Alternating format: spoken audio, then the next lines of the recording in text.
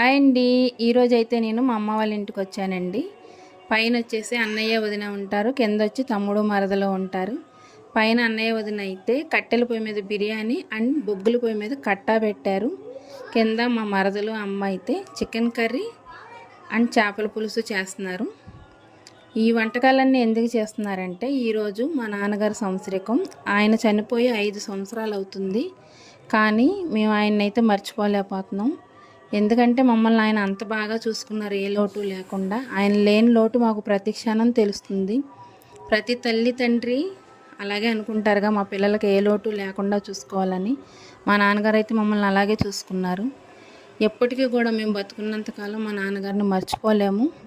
అలాగే మా పిల్లలను కూడా మా నాన్నగారు ఏ విధంగా అయితే మమ్మల్ని పెంచారో అదేవిధంగా మా పిల్లల దృష్టిలో కూడా మేము నిలిచిపోవాలి, అంత ఇదిగా మేము చూసుకోవాలని అయితే నా కోరికండి.